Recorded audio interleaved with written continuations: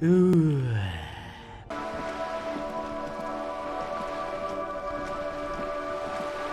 You're back. Good. What can I help you with?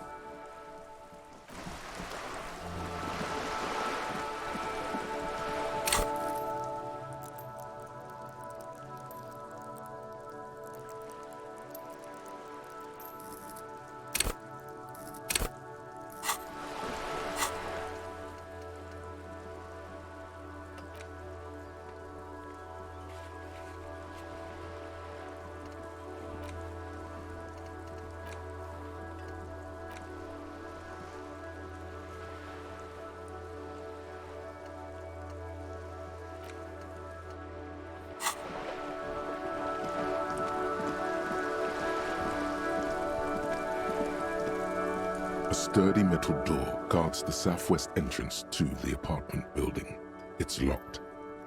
The door rattles against your knuckles, but there's no response. The door rattles again, but this time you hear an elderly woman's voice calling out from inside. Stop banging on the door! I'm not letting any more strangers inside. Ha! The police? Everyone knows the police don't come round here. No, I already told you. I won't be responsible for any more strangers getting into the building. Go check the backyard door. Maybe someone there will. Backyard door? There must be another entrance to the east. Madame, I assure you, we are real police officers. There is no reply. Just faint, sweeping sounds inside. The door rattles again, but this time you hear an elderly woman's voice calling out from inside. Stop banging on the door! I'm not letting any more strangers inside. Doesn't matter who I am. Now go on, get out of here. From within comes the faint sound of a broom sweeping across the concrete. Ha! The police? No. I'll go check. Backyard door.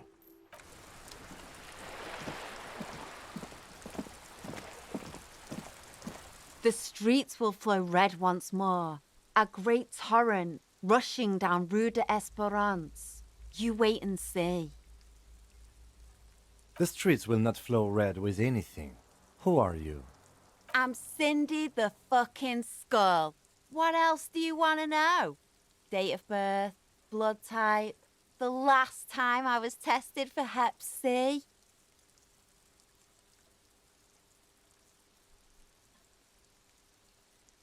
And here I was trying to be polite.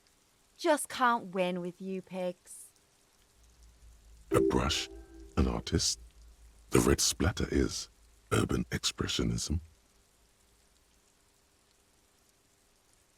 I ain't no snitch, pigstein. Go forth and forage in someone else's shit. No shortage of squealers in these parts. Actually, there is a shortage of people who talk to us in a normal, calm, informative manner. We weren't put on this earth to make your life pleasant, fucko. The lieutenant is desperately searching for another handkerchief. Hatred, disgust. It's difficult to tell which of the two is more present in her girlish features. The woman on the boat does not notice her staring. That is on her. Someone's got to keep an eye on her. On a first-name basis with her, are we? Piggy's moving up in the world. Pig's not half as dumb as he looks. Can't you tell? I'm painting a beautiful mural, an aereo graffitio visible from low orbit. I haven't really started it yet. I'm waiting for the right words.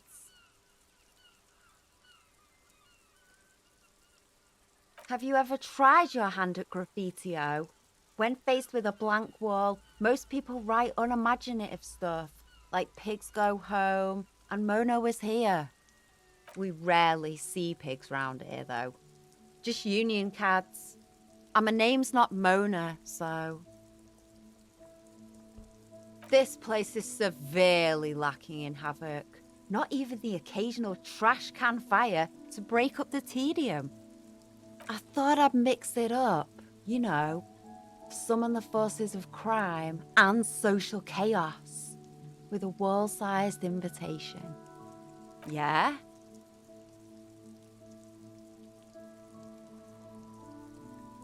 Thanks.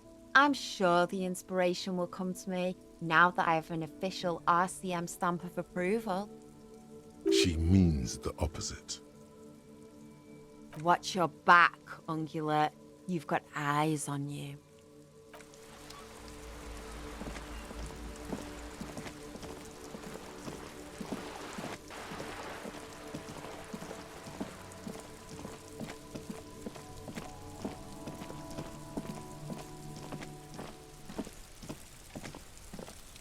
You see a young man on a balcony nursing a cigarette. His eyes have been following you for a while. Not looking for any trouble, officer. It's the voice of someone who has something to hide, my liege. I don't want to be seen talking to the gendarmerie if that's okay. I just want to finish my cigarette.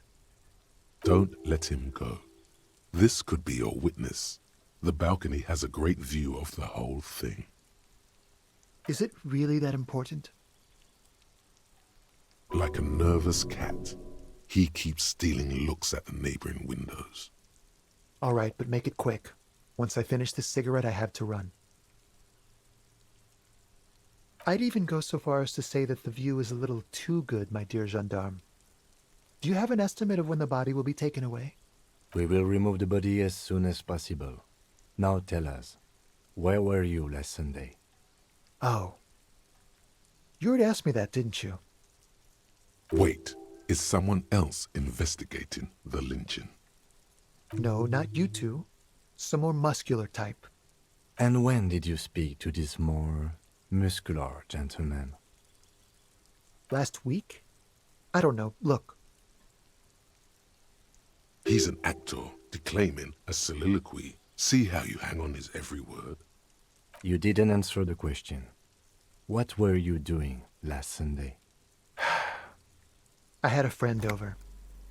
It was my Sunday friend. He doesn't reply, gesturing no with his cigarette.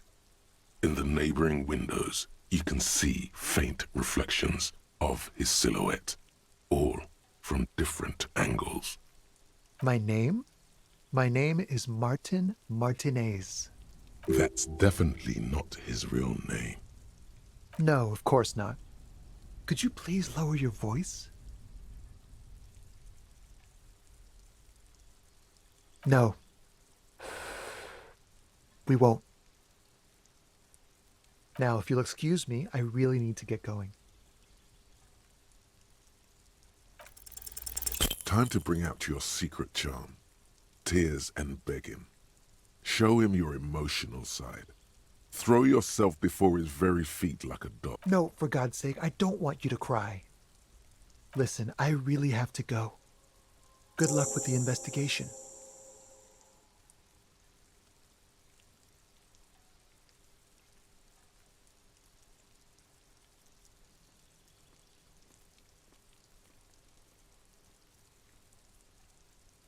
He's gone. No point in running. Tenements like these often have multiple exits. If he doesn't want to talk to us, then he'll know how to hide himself. He could be a witness. Him or his Sunday friend. There has to be a way of getting inside the building. Let's go check out the door near the pier again. Once we found a way in, we can ask around for his apartment.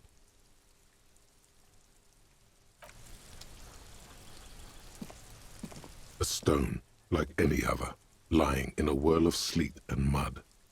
Maybe there's something under it. There's a key beneath it, rusty from the dirt. This must be for the front door. Pity it doesn't have the apartment number on it. This building has hundreds of apartments. We'll just have to go in and see.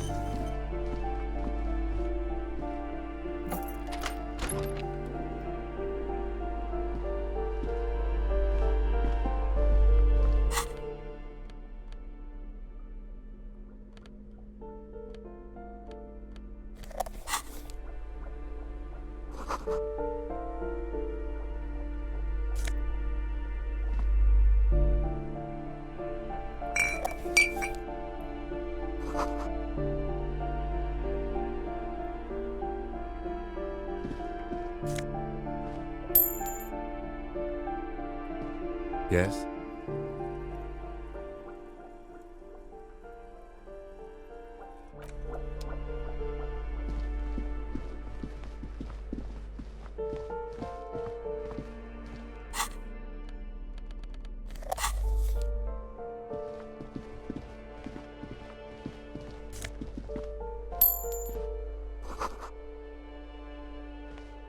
This door has been closed with a padlock. A chalk-drawn number on the board says, number 11.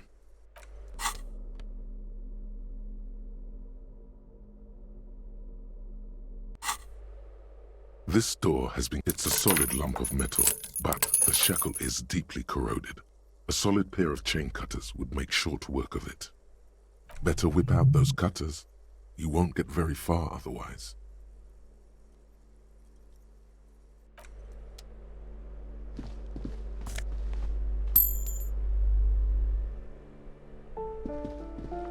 You hear someone walking around inside, rearranging the furniture.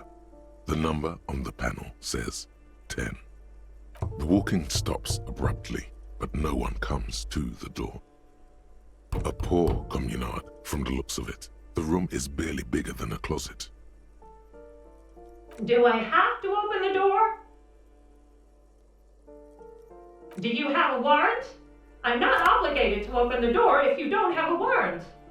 Let's go. We don't have a reason to get inside that apartment.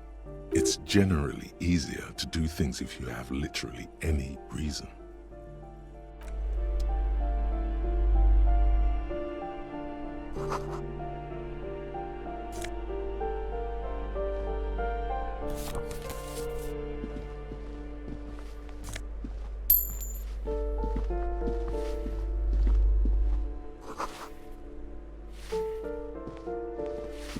Give me a moment. The cold never does any good for my bronchitis. I'm fine. Fine. Don't you worry about me. Now, what do you want from me, policeman? She's the cleaning lady. She knows the floor plan and the residence. Yes, yes. I know who you mean. The scrawny boy who's always smoking like the devil, right? Somewhere in the building, a child starts crying. You hear a radio tuned to a talk show and someone taking a shower. What's he in trouble for? Talk?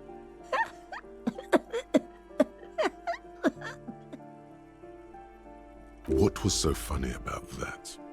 He lives upstairs in room 28. Go to the balcony. It's one of those doors there. He's usually home in the evening. Thank you. We should go check out his apartment on the balcony. See if he's home. I'm no one. Just an old woman who cleans these hallways. If you can call it living. I have a little room upstairs right next to the coal room. It's barely bigger than a closet, but I don't complain, no.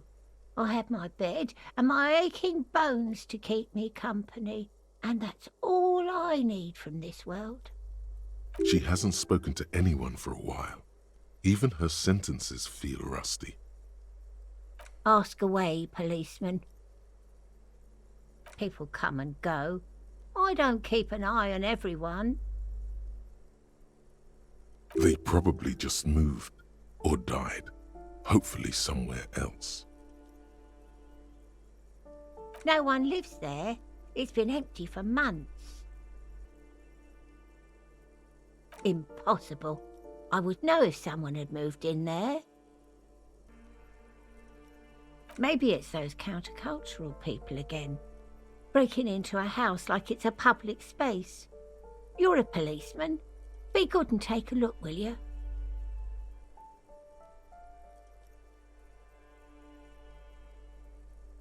Great. Young people. They're worse than rats. You know, always littering the hallways with trinkets and empty beer cans. Oh, that one is a scientist, a future scholar. I think he studies astrology at the community college. Education's good. I always tell them to study.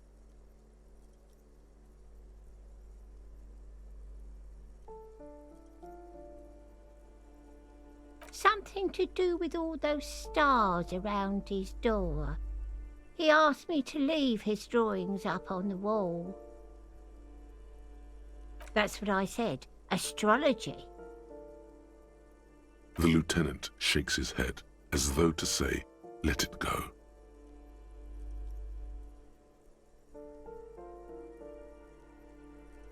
The artiste? Nothing I can do about her, I'm afraid. She ruins the walls faster than I can clean them. Still,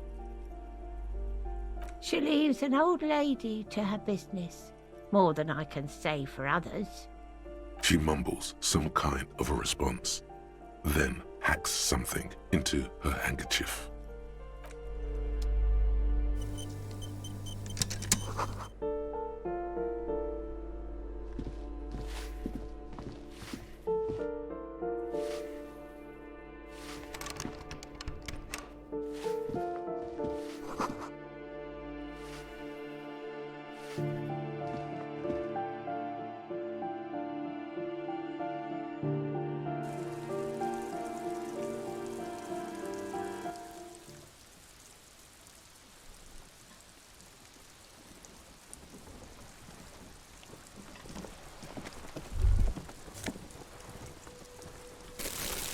Ruination has come. The broken arches betray the once grand history of this building. It towered over the harbor until it happened. A great force from the northeast fired into the city.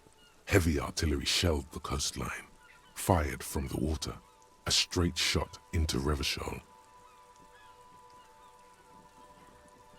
The tenement acted as a defensive wall against the worst of the shelling until it was destroyed, and they had a direct firing line. The waves of the Martinez Inlet rolled over the fallen remains of the building. The dark waters obscured the better part of the remains. What didn't fall into the ocean was used as scrap. What wasn't used as scrap was thrown into the ocean. Those arches acted as support for something greater than what you see now. Only 3 stories stand where 9 to 12 once did. Restoration has failed. What the shelling took out was never rebuilt. A fleet, the combined armies of Occident and Grad, with Mesk volunteers, a 5-nation army, hundreds of vessels. They massed airships further down in the Bay of Revachol. The artillery was so powerful. The ships not only required gyroscopic stabilization, they were anchored into the ocean floor as well. Many are still there to this day. If you squint, you can just barely see the shadow on the water, far in the northeast. Cannons still ready to placate Revachol. Coalition warship Archer can shoot 50 shells a minute on 20 co-aligned archers. They will reach the city in 58 seconds. The coalition. But that was a long time ago. I think we should move on. It's chilly up here.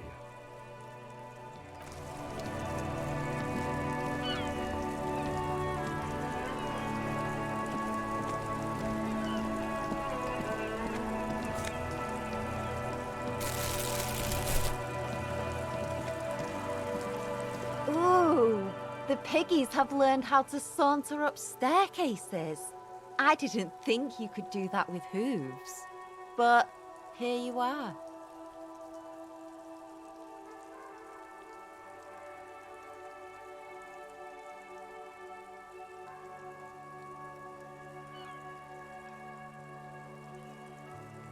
Yeah, I can see that.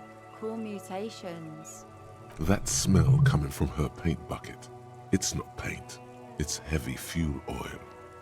Red-dyed heavy fuel oil is only used in government vehicles, or at least that's the idea. What did you think I was using? Aquarels? Sucked it out of a cop's fuel tank myself. Back in Jamrock. Something to think about next time you're driving around in your pretty little piggy carriage.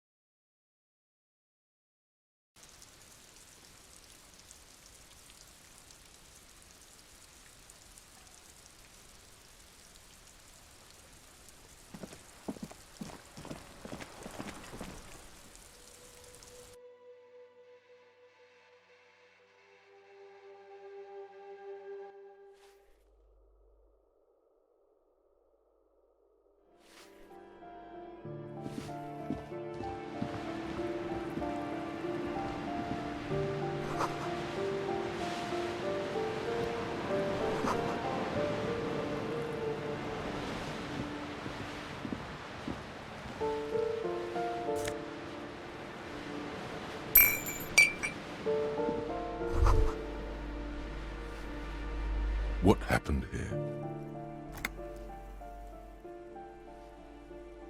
It will still be accessible through the apartment next to it. That one didn't have a door. Sadly, nothing of great value remains here. Indeed.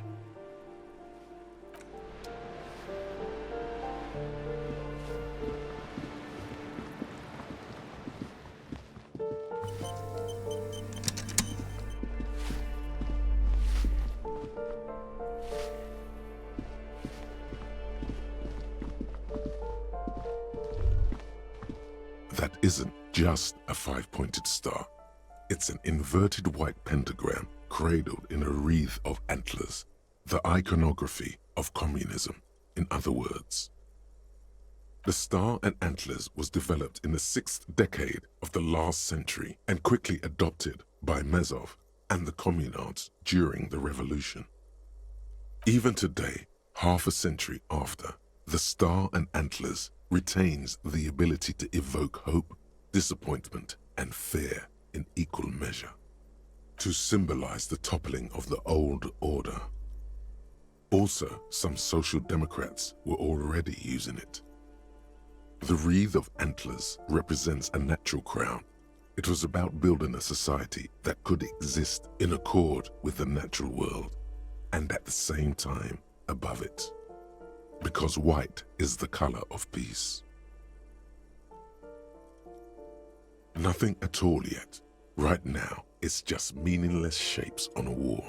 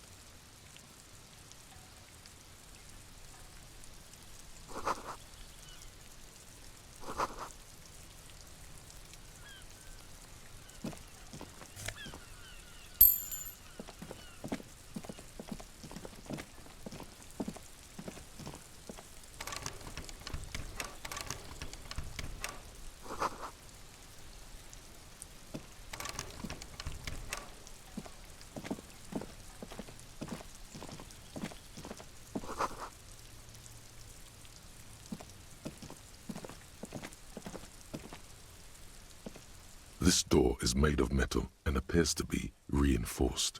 Someone here really values their security. Number 28.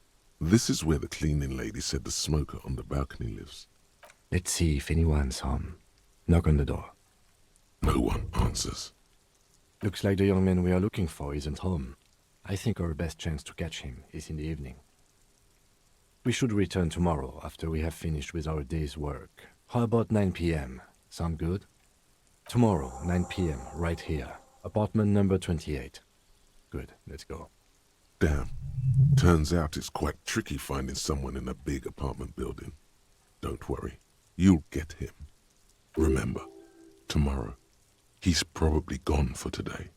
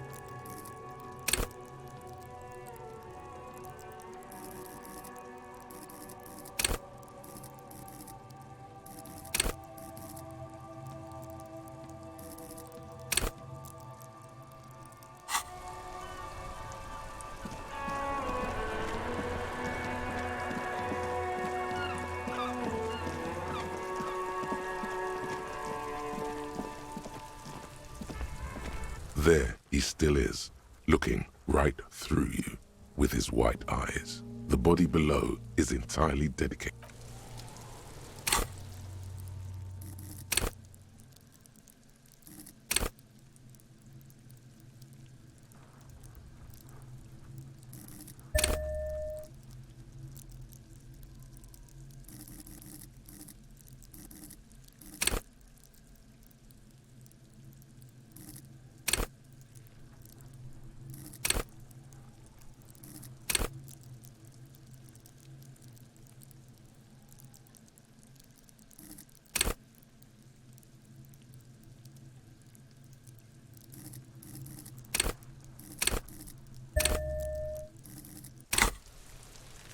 There he still is, looking.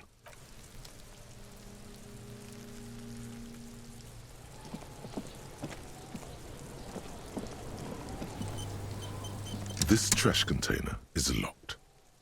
With a well-oiled crack, the lock pops open.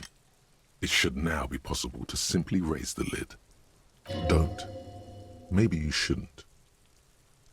Just a feeling. A warning from some part of you. The smell of rotten food rises to greet you. You see soggy cartons, dirty rags, and organic waste. We're just in time. This hasn't been emptied for over a week. You see milk and egg rest with one broken egg in it. Some pasta wrapper. Picking up the soggy packages somehow feels familiar. You've done this before. The movements are recorded in your elbows, the methodology in your fingers. You're used to this. A box falls into pieces in your hands. Batiste Soleil cereal. There are plastic pasta packages below, and turbo noodles. Nothing of note, however. Among the threadbare kitchen towels, something catches your eye. A pair of denim trousers. As the legs of the slime-covered jeans begin to unspool from the garbage, a rank corpse smell fills the air. The victim's clothes? Cadaverine odor is faint. If these belong to the deceased, they were removed when he was still in the early stages of decay. Drop them in here, officer. Guitar-marked blue jeans. Pockets empty, or empty. He wore them with a belt, too, a white belt. The loops appear stretched, but the belt is missing. That's it. Do you see anything else in there? I have another bag here. Something slimy catches your eye. A drab, long-sleeved shirt, olive-colored, appears from the food waste, dripping with pus. This is a military-type overgarment. No label or serial number.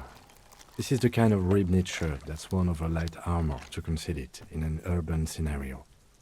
Anything more? The rest of the rags are just kitchen variety waste. A yellow old mug that catches your eye. But other than that... All right. We should go to Gart again and ask if he knows who put the clothes in the trash. It could be as simple as someone from the hostel cleaning the yard. Or that one. I'd advise against confronting that force. Not really. All we know is the victim's clothes are in the trash, the lid was locked, and his establishment had the key. It's just a small loose thread. The fuck's he on about, kids? You hear that, Kuno? He thinks you're an infant or something. See? The lieutenant nods, then looks back into the trash container. It's just organic waste, cold and slimy on your hands. Apple and potato peels, mostly. Unidentified sludge, and the occasional chicken bone thrown in for good measure. But hey, what's this? A blue piece of plastic sticks out from the apple peels.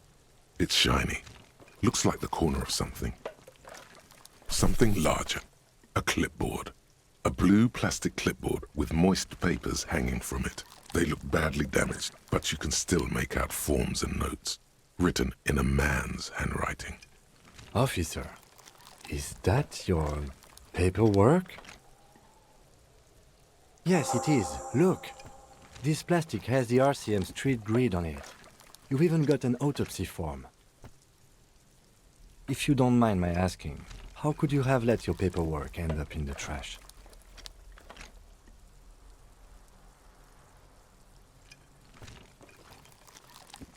Well, lucky we found it. You should take stock of what remains, just to be sure some has not made it into the hands of the RCM's adversaries. Organized crime and the like. There might have been police secrets in your notes. It would also not hurt to start taking notes on the case. Anyway, where were we? You pick out a broken mug with an oddly racist depiction of the yellow man frolicking in saffron, only in its social sensibility. The container sounds a muffled gong.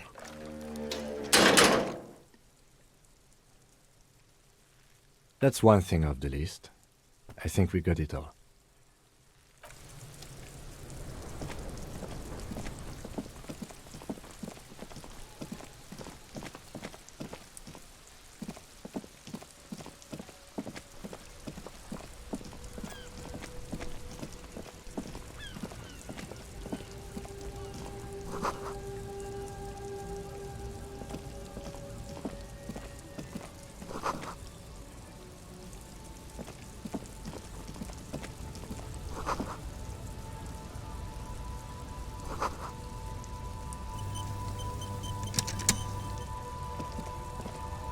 Welcome to Revachol.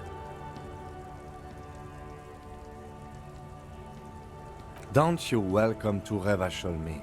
My grandfather came here from a 3,000-year-old racist isolationist culture, while your ancestors came to this island a mere 300 years ago. Every school of thought and government has failed in the city, but I love it nonetheless. It belongs to me as much as it belongs to you.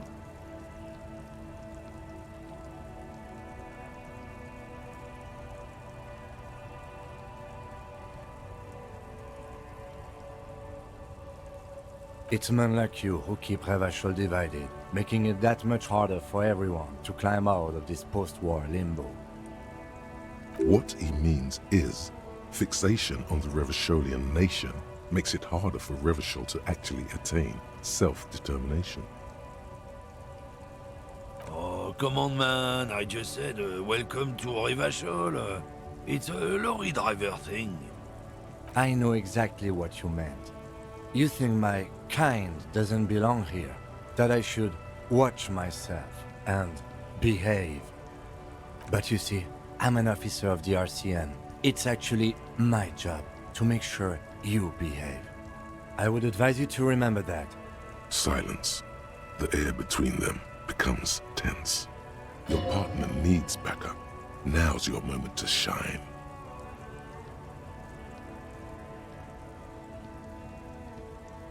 You two make a cute couple. You know that? The lieutenant exhales and resumes his regular calmness. Whatever you say, officers. He smells of heavy motor oils and his breath of high tar content cigarettes, probably Astra Whites. Oh man, that's great.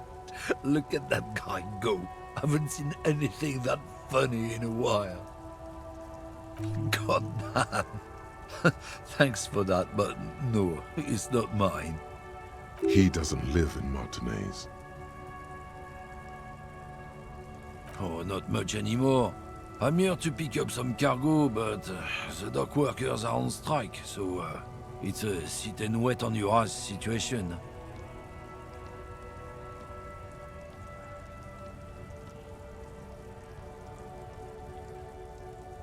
The strike? Oh, they've been at it for a while. A month, 2 months maybe. But this here is just the last week or so. Apples? Apples is exactly the kind of thing you'd say if you had something to hide. Yeah, apples? I take it you had other questions? It's about biological determinism, natural law, the sorting of the races. Not the most popular topic nowadays, with a coalition in charge and all. You might want to change the topic. That is, bury your head under the sand like common sheep. People who've studied these things say that you and me are superior by design, so naturally, we Occidentals should be in charge. Obviously, you can see the merits in that. Race is a simplistic means of social classification based on easily observed attributes, hunches, and pseudoscience.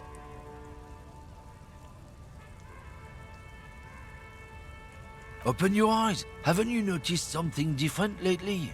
An unfortunate downturn, maybe? Huh? When members of the superior race cease to believe in their innate superiority, they stop competing for resources. The problem? The damn kips are showing a real good game lately. Same with the mosquitoes. And the other intruders species too. They're on the precipice of cultural victory. Cultural victory? What is this then? It's what the kips of Boogie Street are going for, right under our noses. And the others too, on the radio. Heard any chansons lately? Heard any motetos or leader? No. Dominating culture is how they plan to win. They say so themselves. It's true. Also, you need to realize the dangers of mixing races. Who knows what might happen if people don't stay in their birthplace? You might end up with a new sub-race, with unknown characteristics, leading to extra competition. That's why you've got to control the offspring. Don't push your luck, Runt.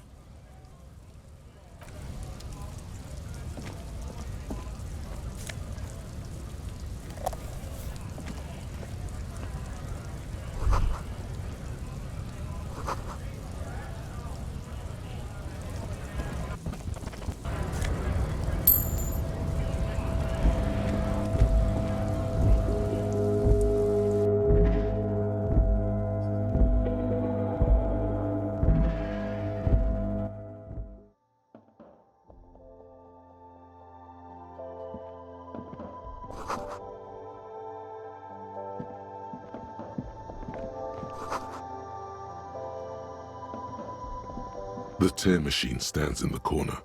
A sign says, 1 bottle equals 10 cents.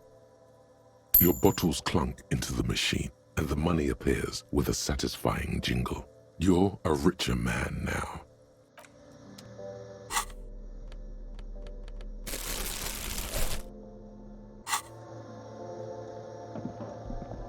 You see several packaged raincoats fill a low shelf beneath a display of croissants and juice bottles. The raincoats are transparent, except for the big Fritta slogan on the back.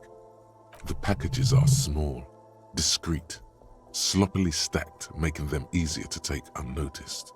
No need to worry about knocking over a display. What is what? It's a raincoat.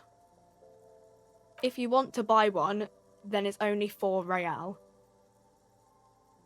Her attention is drawn to the raincoats. Stealing one undetected will now be more difficult.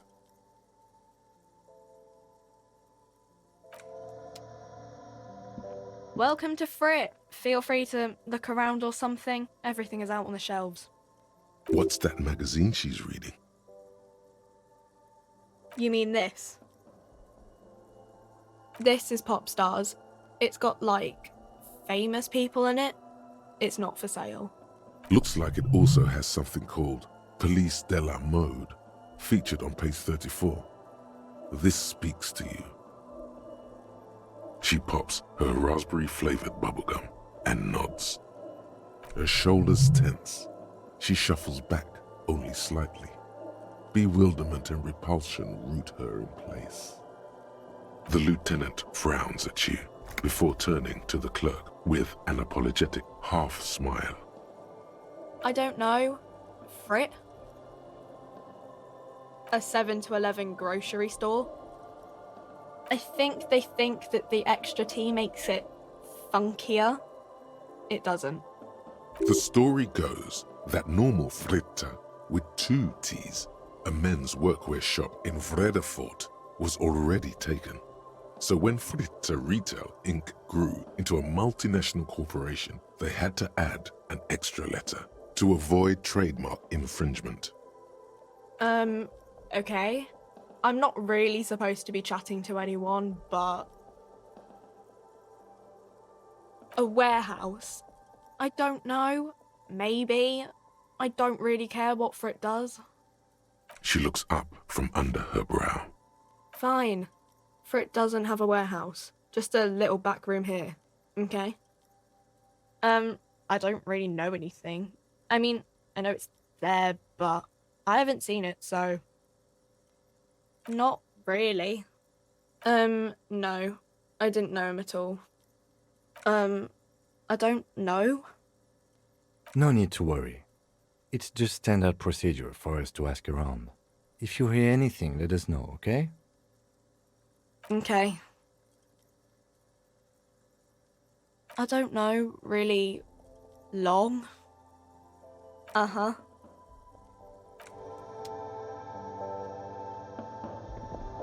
A small cabinet on the wall is filled with various medicine bottles, nasal sprays, and blister packs. Their logo is the bloodless rose, pure white, untouched by harm. Just ask me if you need anything from St. Baptiste. We don't stock prescription meds, but we do have Nosafed, Duramine, magnesium, and Hypnogamma.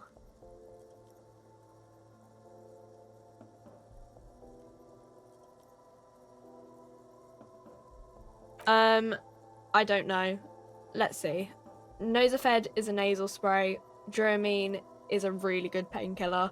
Magnesium is a dietary supplement. Hypnogamma is... I don't really know what Hypnogamma is. I guess it makes you feel less shit. It's recommended to use after lots of partying, studying, or exercising. No. Sorry. I'm not like a doctor or anything.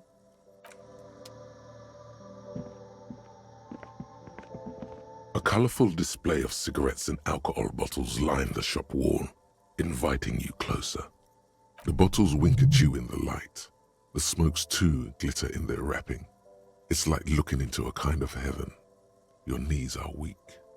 There, in that dark green glass, all in vain. The great flowing river of warmth, wine, alcohol, beer, alcohol, love, alcohol. Guess not, no. I'm obliged to inform you that both alcohol and cigarettes damage your health, but I guess you already know that.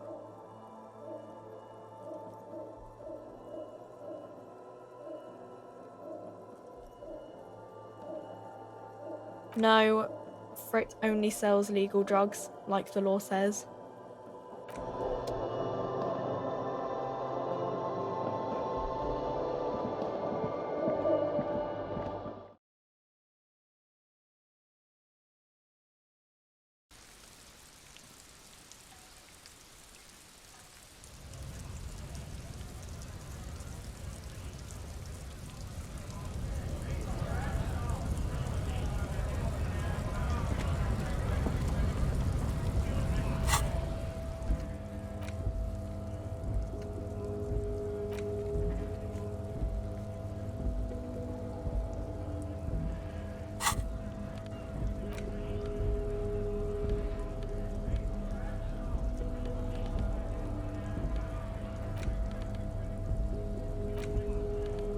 It's the legend found in the trash. A pitiful cabbage of white and yellow papers hanging from plastic board, barely held together by a metal clip.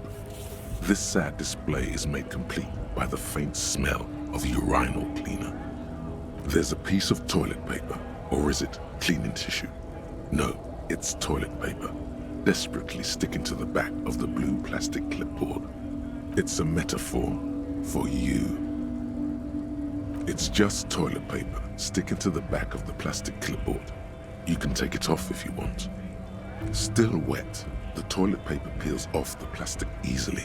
All you have to do is shake it off with your finger and voila, the ledger now looks marginally better. An aluminium block runs the width of the board, biting down on the paperwork. Its crocodile teeth are the only thing keeping the papers together.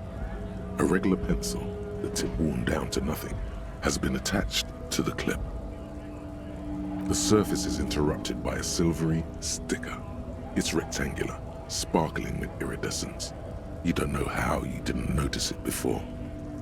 Looks like an official mark, made to be low visibility outside the right circumstances. It is similar to the RCM watermark on your blazer the lieutenant mentioned. Didn't he say something about the headlights of his motor carriage? That you can read these there? What? Yes, halogen watermark used for adding information to RCM property. It depends. Aside from an anti-counterfeiting stamp, mine has my station number and address. The information varies by date of issue. Maybe yours will have how many cases you've solved.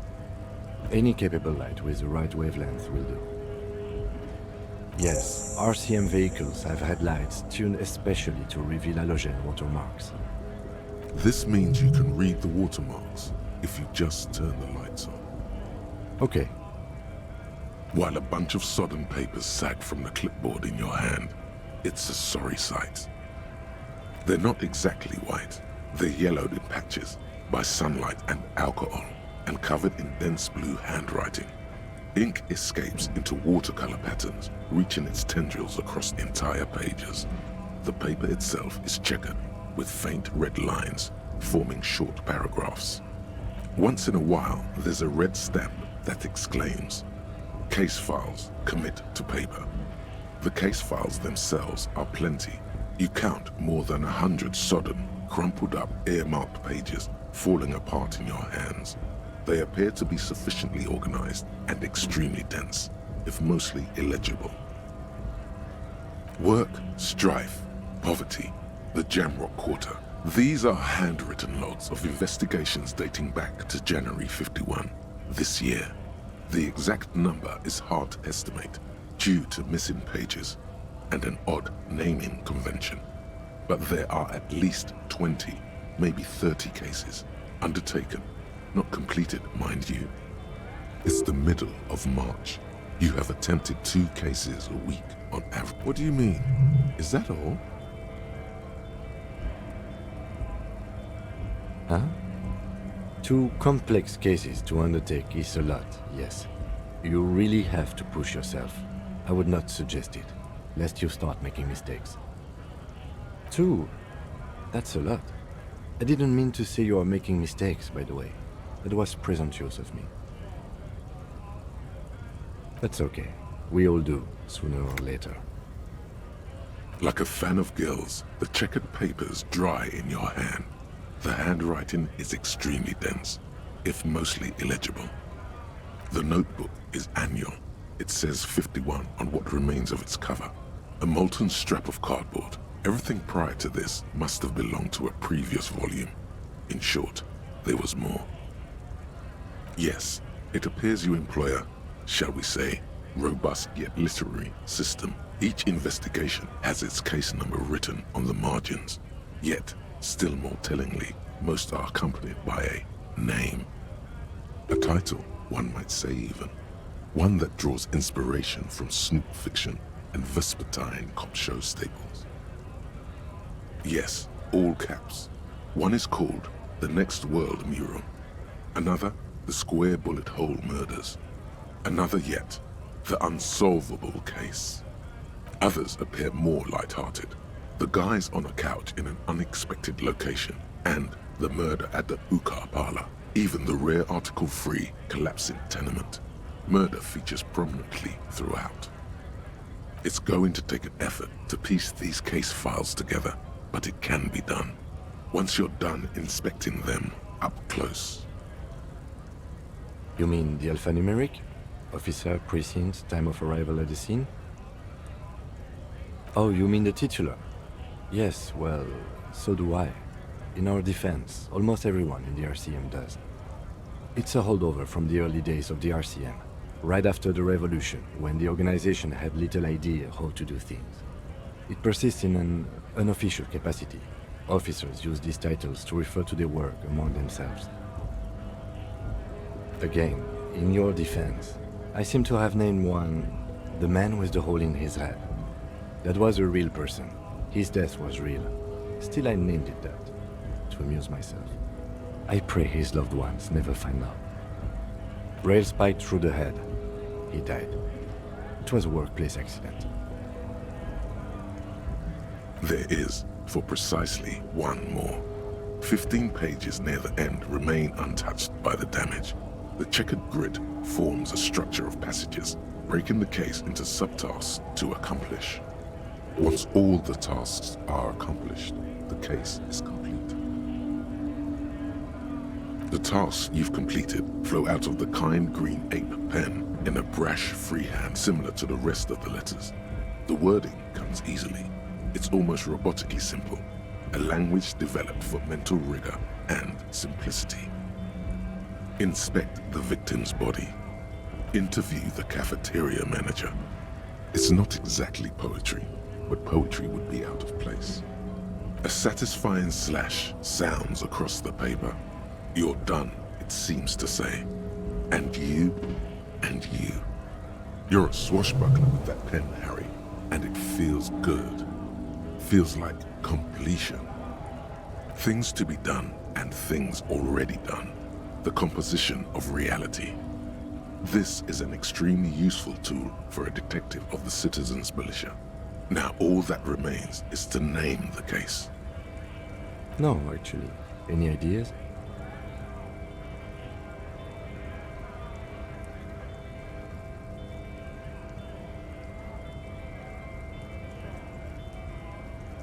Okay.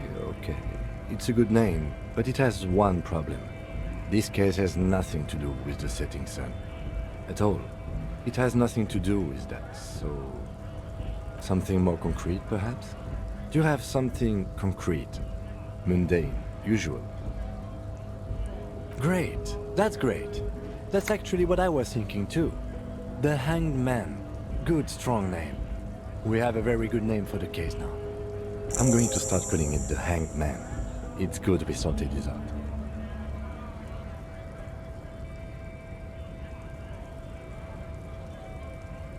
You don't exactly close them, so much as distance yourself from the smelly papers. They're a little further from your nose now.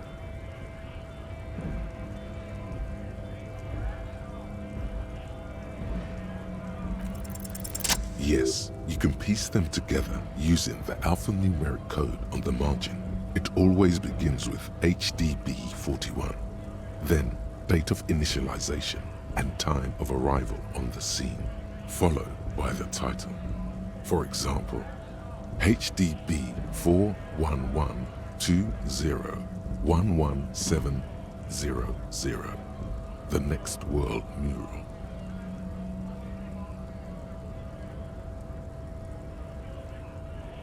Why, yes, your precinct number is 41. Every last alphanumeric in the files begins with it. And these are your case files. It's safe to say HDB are your initials. That is improbable. It takes about half an hour to piece one together using the system you've devised. Where do you want to start? This one is relatively easy to reconstruct. Overnight on 1202, a graffito, nay, a mural, appears on an 8-story tenement overlooking central Jamrock. The building is a sparsely inhabited ghost tower, part of a failed real estate development called Grand Couronne.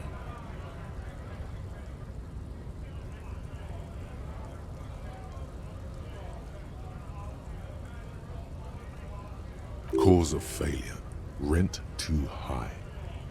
The mural is enormous. 2 silhouettes, a man and a woman, are kissing. The text cut into their form reads, "True love is possible only in the next world. For new people, it is too late for us. Wreak havoc on the middle class." People call it that thing, And that fucking thing. It's visible for miles. In 2 days, the station's complaints desk gets clogged with requests to remove the bummer. You and your partner are assigned to the case. The graffito crew is easy to track down. Only the bell lecturers have the literage of industrial paint to cover the surface. One of the graffito artists is rumored to be rich. They take responsibility for the execution, but not the design. The ideologue of the next world mural, as the crew calls it, remains an unknown. The case files do not show you finding the author of the design. The crew agrees to clean up after themselves. However, your partner, JV, is against the removal, citing public support for conservation. This leads to a debate in Precinct 41, which then spreads to the streets of Jamrock, ending in a rare plebiscite organized by you and the rest of Row 3. The 9,000 people subjected to the mural's message, all of Lakeside, Central Jamrock, and Villalobos, plus half of the eminent domain, participate in the vote. Although the case begins with what appears to be a lot of rambling on the streets as to how juvenile and stupid the mural is, given a choice between 2 options. A staggering 78% of voters choose to keep it. Turns out the opposition were a loud minority, and that love truly is possible in the next world for new people, and it is too late for us.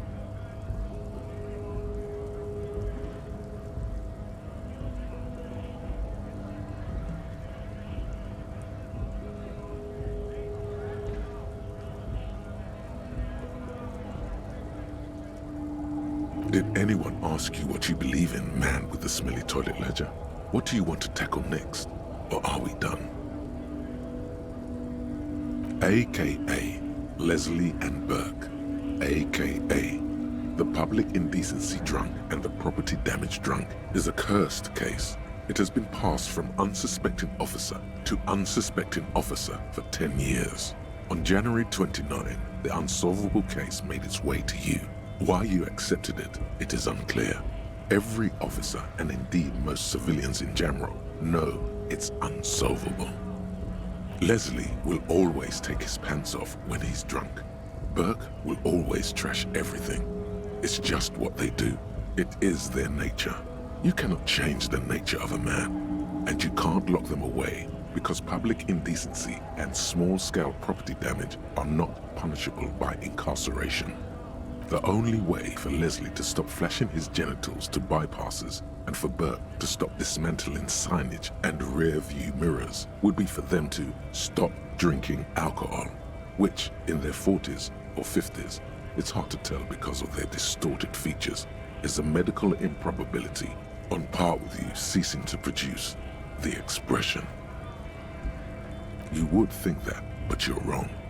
Where's the fun in exposing your genitals or breaking stuff in your own home? No, Leslie and Burke are on the corner of Main Street and Perdition because that's where the action is. Can you keep yourself off the streets? Threatening fines, dragging them to the station, locking them up in the hellholes they live in, locking them up in the station, hypnotherapy, even trying to get the local gang of Zemyaki to take them out. The Zemyaki gave them ethanol, so Burke and Leslie would expose and rampage even harder. You tried it all, and still the complaints wouldn't stop, as they hadn't stopped for 10 years. It's plain to see from the files that you, Satellite Officer JV, and Special Consultant TH had more important cases to attend to. You uncover cross-reference to several ongoing investigations, each brought to a standstill every time you drive down Main Street, because there they are, on the corner of Perdition. And what is Leslie doing? Good, you're learning. If the files are to be trusted, that's all there is to it. That and Burke breaking things, and the fact that they're both drunk. But then again, so are you. The case becomes considerably less comic one day when Burke takes a swing at your ledger.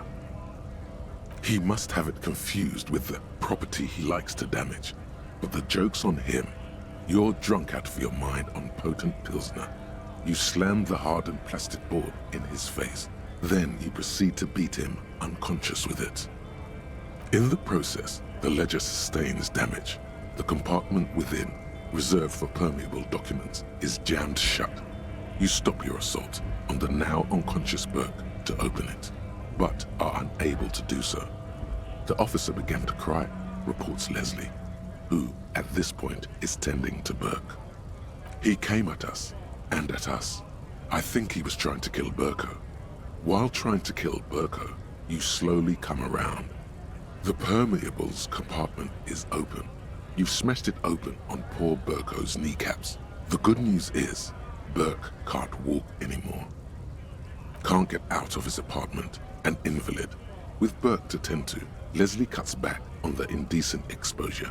Maybe he flashes his genitals to Burke, who knows, but both drunks are off the street. The complaints stop. The unsolvable case is solved. Which is also why the officer responsible narrowly escapes a disciplinary hearing. The end. Do you want to read another one? It would be very interesting to read about these, wouldn't it? I mean, there seems to be a square-shaped entry wound in the victim's forehead.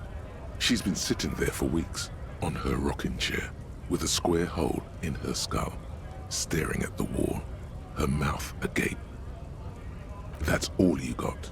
From the half hour you spent piecing it together, all you know is the entry wound was square-shaped. You never found the bullet. And then another body showed up, also with a square hole in his forehead. Who knows? Those pages are missing. What next? One day you may still catch the man with the square gun. Some assholes brought their couch outside and hung out on it. In the middle of the street, on the roof, on the hillside by the motorway. You know, at an unexpected location. They were young, and they thought they looked cool on it. Insufferable dicks. Young people are the worst. So anyway, you got a complaint about the damn sofa, or couch, or whatever it is. They were leaving it out in all these unexpected and whimsical locations. They took it to, where they also took photos of themselves on it, and smoked cigarettes, and drank coffee because they felt it's intellectual. Cigarette butts, coffee cups, stupid couch. You had to clean it all up, and you did. So congratulations to you. Case solved. No, you didn't have time for that. These notes show that you have what is called a real goddamn job. You don't have time to be chasing down the couch assholes. You have a real job to do. What next? Murder. Tum-tum-tum. At the hookah parlor was a case originally assigned to an officer called Joseph Mills, who is now dead, of circumstances completely unconnected to murder at the hookah parlor.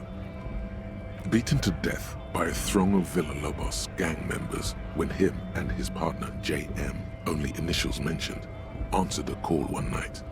It's a sad story, and it isn't really represented in your case files. Stop stalling and get to the murder at the hookah parlor. Joseph Mills was on this case that he just couldn't solve, was doing it solo, said it was a real nutcracker, a real brain twister, was on it for, like, a month. The captain got impatient. Shit or get off the pot, Mills. Mills didn't get off the pot. Not yet. He kept at it for a couple of weeks more, racking his brains, running with every theory, as outlandish as they seemed. Still couldn't solve the murder at the hookah parlor. Tough case, he said. Toughest he's ever had. No, he was awful. Awful sense of humor, too. The worst jokes you've ever heard. Really rapey. Still, he'd been on it for months now. Said it was the final case. Said it was uncrackable. That murderer vanished into thin air. That goddamn hookah parlor was all he talked about. Okay, so the case is handed to you because Mills isn't getting anywhere, and you look into it. Here's the setup. A young man is found dead in a hookah parlor. You know, Those places where you go and smoke bubblegum-flavored vapor all day. No, it's soot and water vapor. It doesn't do anything. Yeah, really lame. So anyway, young man in his 20s found with his skull busted open, right on the floor of the hookah parlor, in the middle of the day. No one else is in there, only client that day. In perfect health too. Some kind of movie producer. No one enters, no one exits. He's just sucking on his watermelon hookah all morning, all noon, like he usually does. He's a regular. No calls, nothing. Just sucking on the hookah until 15:45. Then bam, he's dead on the floor with his skull busted open, blood everywhere. What happened? How can it be? Mills has no idea. Invisible assassin, movie deal gone sour. Girl at the counter did it. Nothing fits. Eerie. Man just dropped dead. So you go to the parlor. You see cushions around the table. Tables low, heavy, really sharp edge. See? You can't even read the thing without solving it. Yeah, it was that. Turns out hookah does do something. It turns off your brain's oxygen supply, and you don't notice it until you get up to go to the bathroom. Smoking hookah. Didn't you hear? I don't know. Trying to come up with a movie script, maybe. Anyway, that was Murder at the Hookah Parlor. Joseph Mills wasn't a good detective, and about 30 minutes has passed piecing it together. Next. Not much has changed in the meanwhile. A bunch of sodden papers still sags from the clipboard. In the back, you see thin, translucent copy paper. Some neon yellow, some bright red, all covered in boxes, like marching armies. These look like official forms, waiting to be filled out. Then rip them from the binder and hand them out, according to type of form. 3. The topmost are misconduct fines, the middle ones are station calls, and the bottommost are field autopsy forms. Each is easy enough to make sense of. You don't have to be an intellectual giant to do police work. A monetary penalization ranging from 20 to 250 real. Severe cases allow for 1,000 real, but that requires special paperwork. The details of issuing these fines are spread out over the rest of the fields. But they appear pleasantly vague. These are quite sinister in turn. They give a date and time for the person to appear at the specified precinct police station. Below the call are the criminal charges you risk by not appearing. All in a print so small it could be considered downright cute. A dozen pages of thin copy paper, bright red in color. You see the parameters of a deceased human form waiting to be filled in. Age, sex, condition of internal organs. Yes, all that remains now is to fill those forms and hand them to people. Fines for wrongdoers, interview requests for bad guys, and field autopsies to dead guys. The rest of the stinking cellulose is much worse for wear. Being sandwiched between the board and the rest of the paperwork must have spared the fragile copier paper. It's made of dark blue plastic, hard enough to beat someone to submission with. The edges are rounded, however. The U4 size board feels thick and heavy in your hand. Light shimmers on its wet surface. On the back you see the embossed letters, RCM. Something rattles inside, ever so lightly. Is there a hidden compartment? And something small inside? Light, made of paper or cardboard? Or dried flowers, perhaps? Permeables. It's not hidden per se. The compartment is made for permeable materials that would get damaged if something happened to it. The plastic shimmers like lapis lazuli, but it is not see-through. You cannot see to its center. With your hands, U4-sized pages hang from the clip screwed to the top of the board.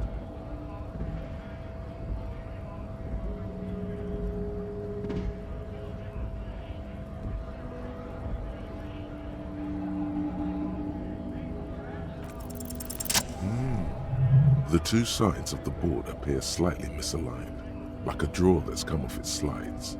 If you bend the plastic on your knee slowly, the slides snap back into place.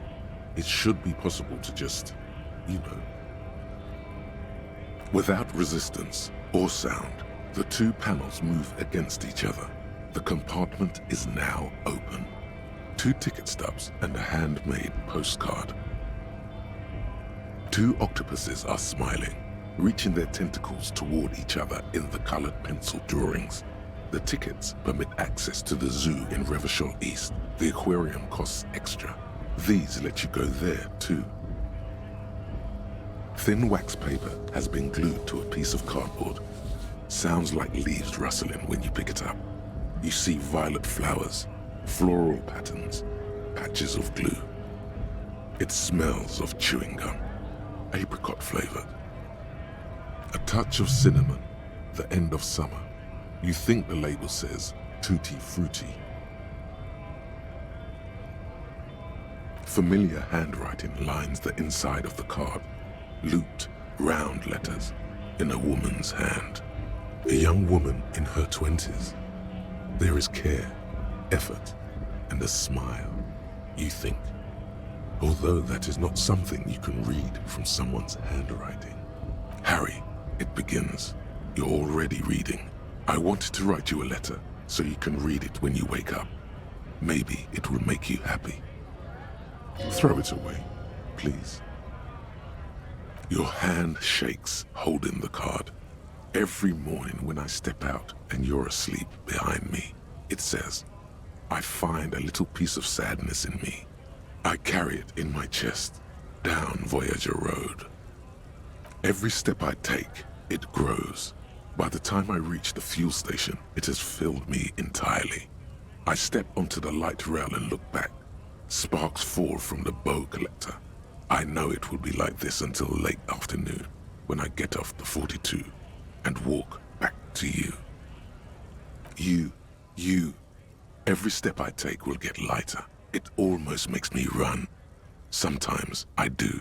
I can't believe I met you. I can't believe the happiness I feel with you. You have a vast, vast soul, and I will always, always, always come back to it. Kisses, kisses, kisses. You feel the air sucked out of your lungs and the blood sucked out of your head. Everything around you gets dark. Small white dots appear. You feel the ledger slip from your hand. No, hold on. To what? There's nothing. Detective, is everything all right?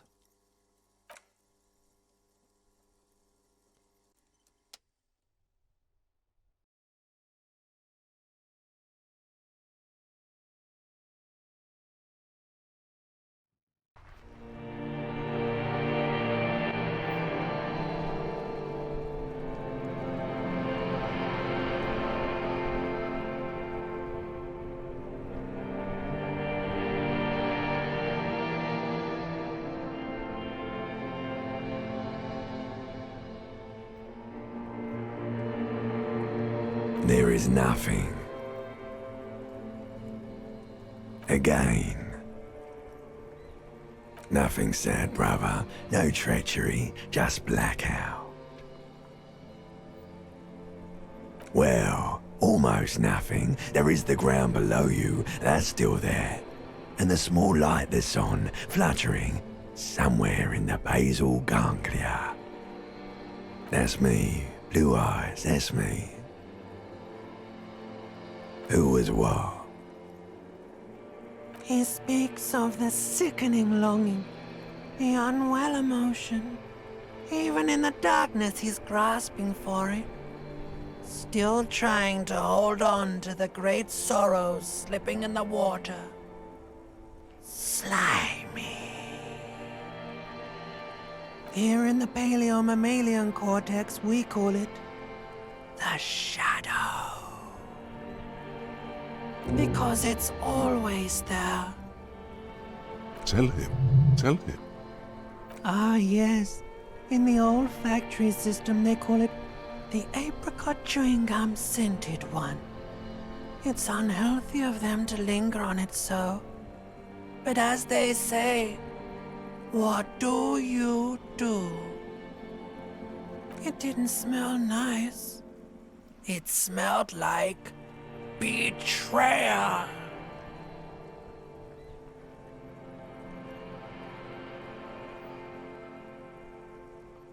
Bloated corpse of the past resurfacing. Beautiful. Believe me, stupid ape, its lack of beauty was not the problem.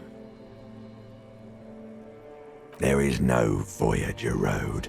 There are no roads, no houses, no lights in the windows. It's all on pause. You think they would let you? Until you disintegrate into biomolecules? No. Someone is breathing on your face now, inspecting your pupils, stupid idiot.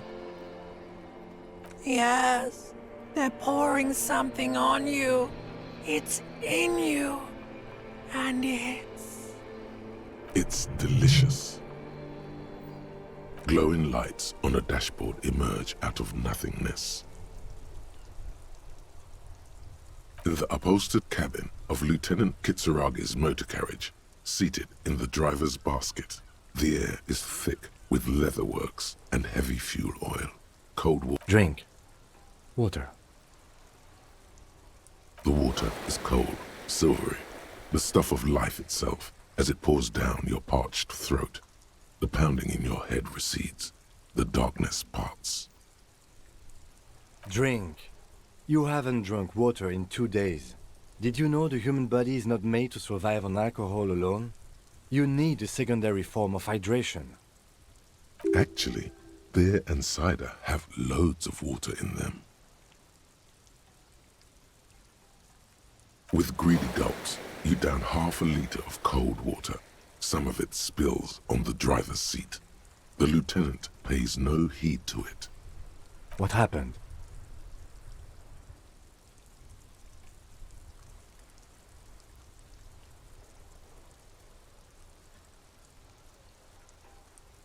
That does sometimes happen. He replies with such understanding, it's as if the burnt-out ruins of the past were an occupational hazard. Athlete's foot for cops. You dropped these. Are you okay to proceed? Good.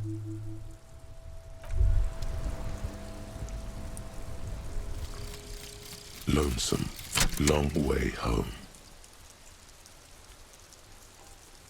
Here we go. Home awaits. Walk past Station 41 and through the market, past the Boogie Street spearhead to the other side of the lake, the frozen eye at the center of the district. Then past the video rental store on the corner. There, at the end of a street lined with pine trees, a small house no larger than a matchbox. 11 Voyager Road. You no longer live there. Those times are gone. And so are those people. Why did you come here? Why are you still here? And where's the dealer? You have to get back to work. That's all you have now.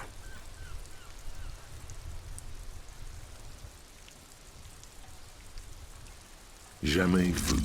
Derealization. Jamais vu. The opposite of déjà vu.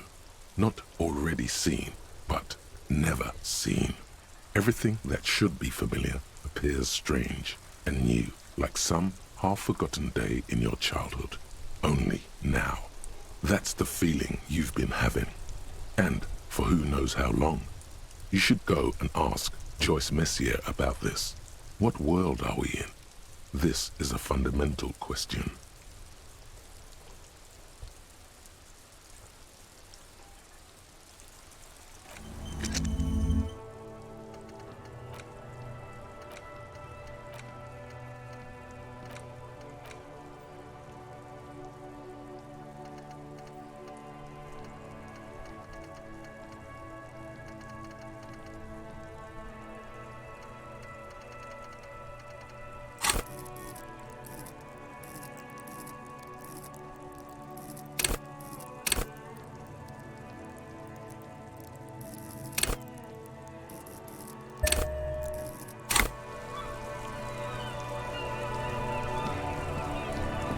We should think about calling it a day, maybe.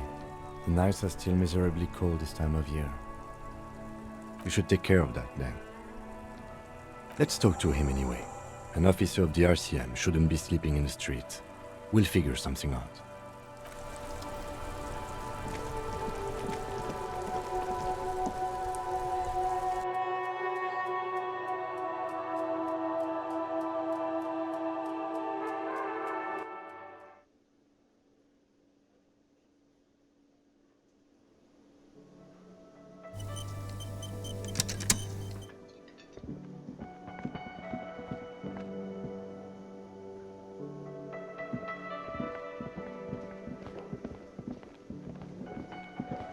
Can I help you? Thanks. I hope you found what you were looking for. How strange. I certainly didn't put them there. Sylvie had the keys before I got here, and I can vouch for her. I can vouch for all my staff. None of us would tamper with the crime scene. The trash collection service? CS Municipal. I don't see why they would put anything in the trash, though. Ah, the elusive CS Municipal. I doubt we'll be able to track down who was sent here last and when. This will have to be one of those little threats that solves itself down the road. Thank you anyway. Yes? Yes, have you got it? Does that arrangement include you paying me what we already agreed you owe me?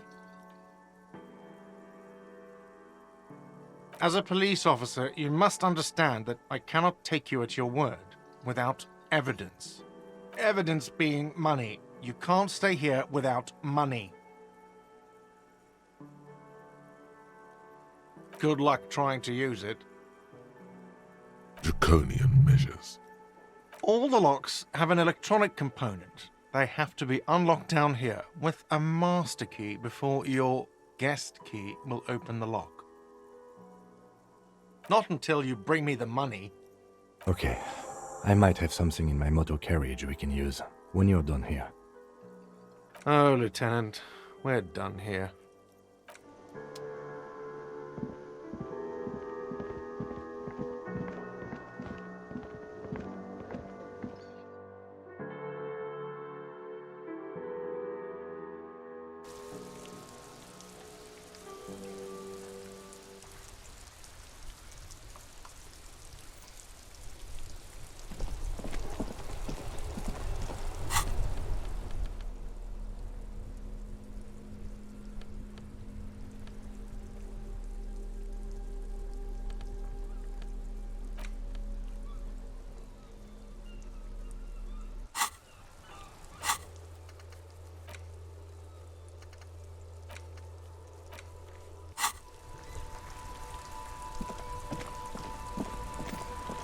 Inside, you see a set of steering levers, a radio. I have something here we could sell.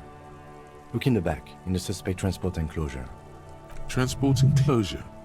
Regular people just call it the cage.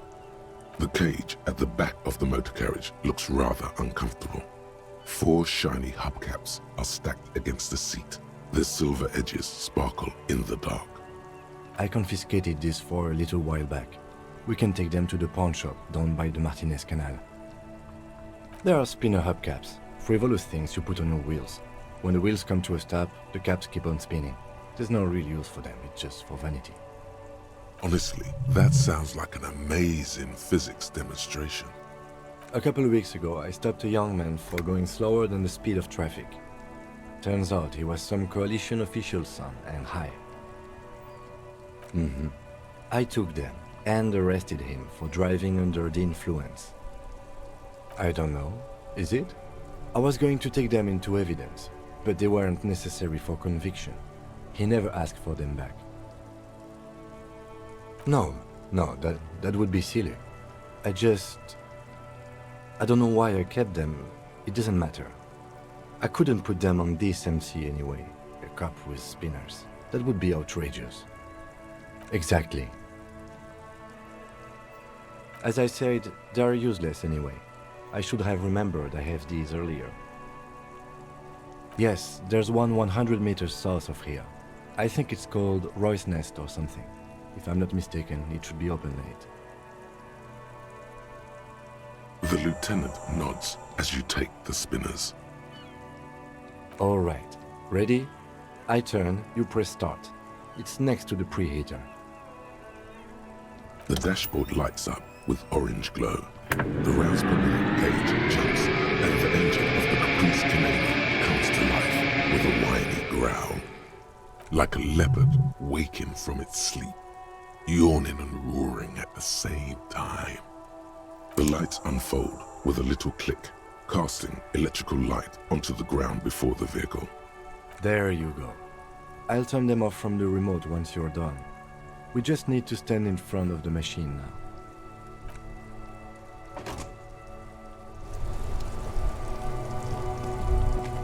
As you hold your ledgers clipped under the headlamp, an iridescent hologram appears. A street grid and the veins of a great river.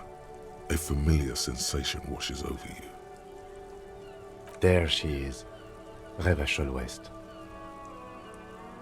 Around the borders of the watermark are dozens, no, hundreds of micro-perforations. The rectangular watermark is overlaid with the logo of the RCM, and yet the major arteries of Revachol are all recognizable. Let me see. Right here.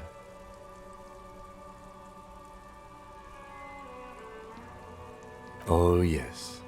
Coal City. Le Royaume. The burnt-out quarter. There are many of them, and they are divided into 3 separate rows. The first row has 18 dots. The next is the longest. It runs all the way around the border, and then some. You count 216 perforations. Considering that nice, large number, a wave of pride washes over you, though you can't say why precisely. The last row has 3 perforations. That's it. Those are perforations. They represent your record as an officer of the RCM. They are your statistics, as it were. I should have guessed you'd keep a record. Officers often do. Let's take a look. Alpha male officers who are proud of their numbers often do. It's meant. The first row represents your years of service. 18 years. Okay, not bad at all. What did you do before you volunteered? That's what it says. I might have guessed even longer based on your age. What did you do all those blissful years of your youth? Maybe you were a diplomat, or in PR. Doesn't matter, I suppose. Let's move on, shall we? This next row, the one that wraps all the way around, is your number of closed cases. Closed is good. It means finished. You've got, let's see... Wow, more than 200! It's quite a lot, even for someone who's been on the force for nearly 2 decades. Usually, clearing more than 10 cases a year puts you in the 90th percentile of all RCM officers.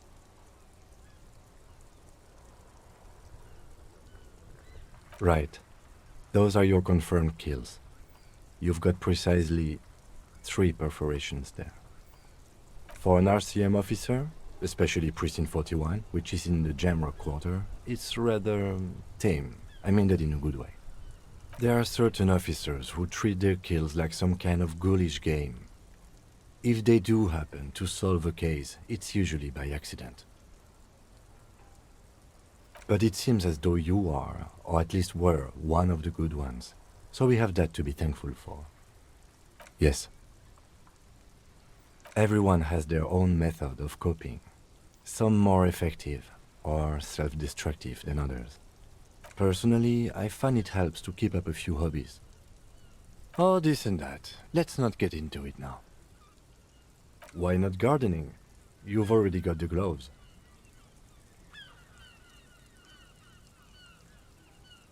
The lieutenant nods. Right. I'll go turn off the lights.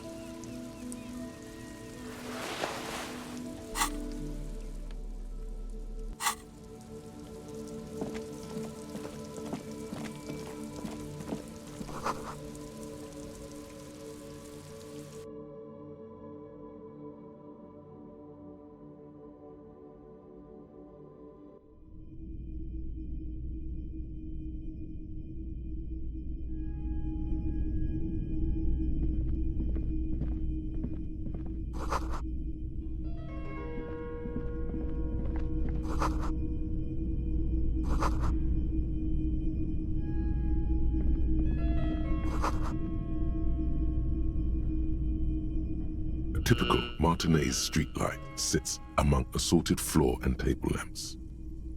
The light pole has been carefully cut, and the wiring has been redone and attached to a standard indoor plug. The light buzzes faintly, but persistently.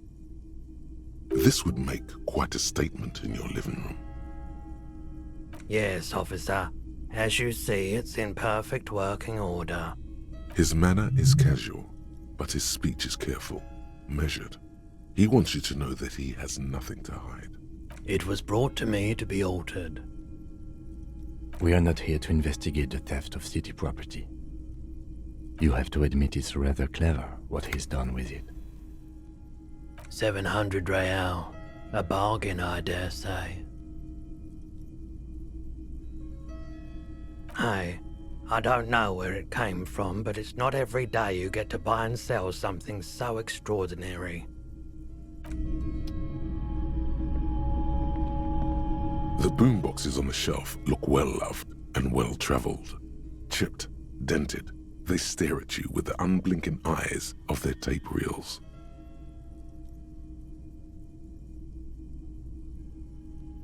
One especially catches your eye. Deep gold and amber plastic with a big old handle on top. A classic boombox that says, Stereo 8 approved. Just make sure it works before you buy it.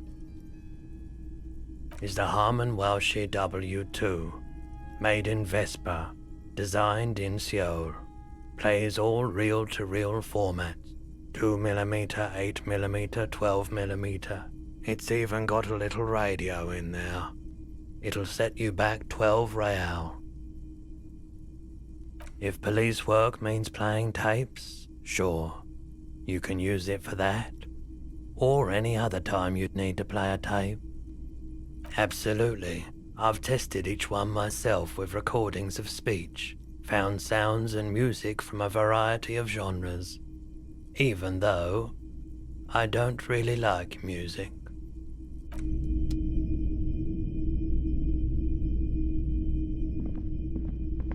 Wow, a very large red t-shirt with an impressive print stands out from the other garb. Oh yeah, the print depicts a muscled man striding toward you, a giant sword in each hand, encircled by burning embers. Behind him is a cluster of cabins engulfed in flames.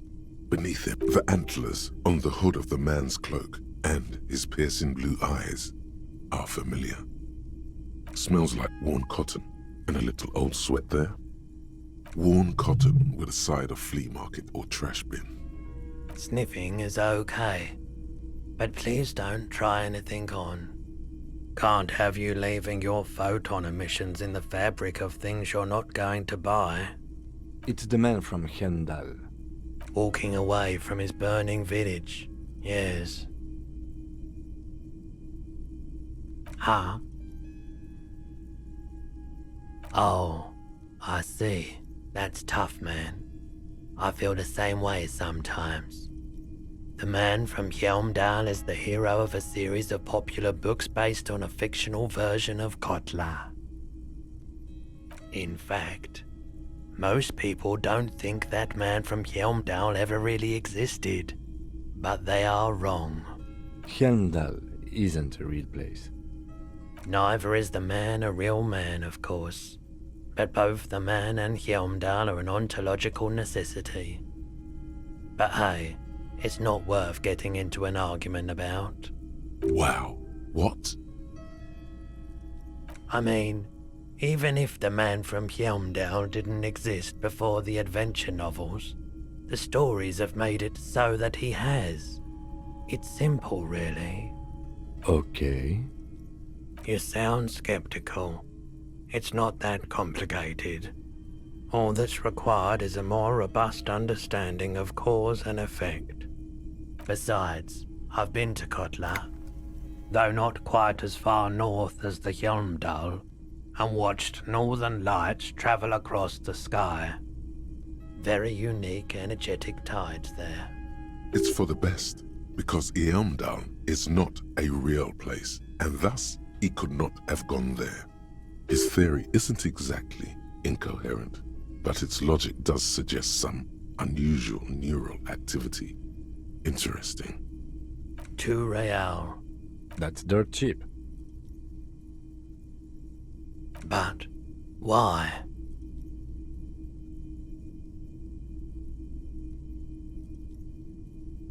I deal in goods, not services.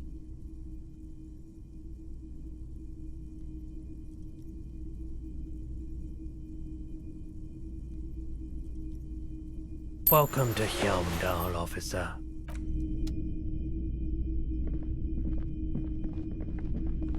You see rows of toy soldiers guarding the rest of the trinkets displayed on the table. Some on horseback, others in rags, others yet in bright blue uniforms. All are stern and unyielding in their duty. Why? What's this? A headless man riding a horse? A headless man wearing futuristic tracksuit trousers that say found. Oh, that's the Headless Phone Rider. The Headless Phone Rider. It's an urban legend about a man who rides the streets of Revachol sporting a fawn tracksuit. As you see, he's missing his head. 50 cents. Bargain price. I'll throw in the tiny cap too. I think he's looking for it, or something. That part of the story has many interpretations. He lost his cap when he lost his head. Perhaps he's looking for the head. Big men on big horses, clad in lamella armor and carrying flintlocks, the kind that would mow down a line of enemy soldiers in the blink of an eye. I used to be very serious about my Franco-Nigerian knights. They're not all blue. These figurines also wear gold coats and caps, complemented by orange trousers. They are variously posed, wielding swords and rifles with bayonets. Which ones? Ah, those. Yes, they are. I find the paint job a bit gaudy, but children like the bright colors indiscriminately. This set of soldiers isn't meant to look impressive. A few have rifles, but most of them carry pistols. Some even shovels and tall sticks. You're probably talking about the revolutionaries, yes? Yes, they are soldiers, revolutionary soldiers. I think their poverty has been exaggerated for effect. When you place them next to the royalists, it doesn't seem like they could possibly win.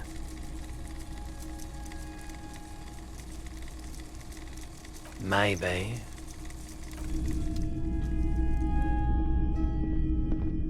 It's not often that I see officers from the RCM in my pawn shop. What can I do for you?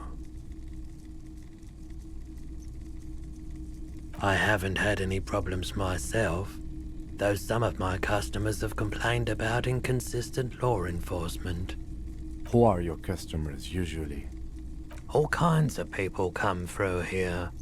Locals, travelers, people looking for a deal, people looking for a keepsake, people who are terminally bored.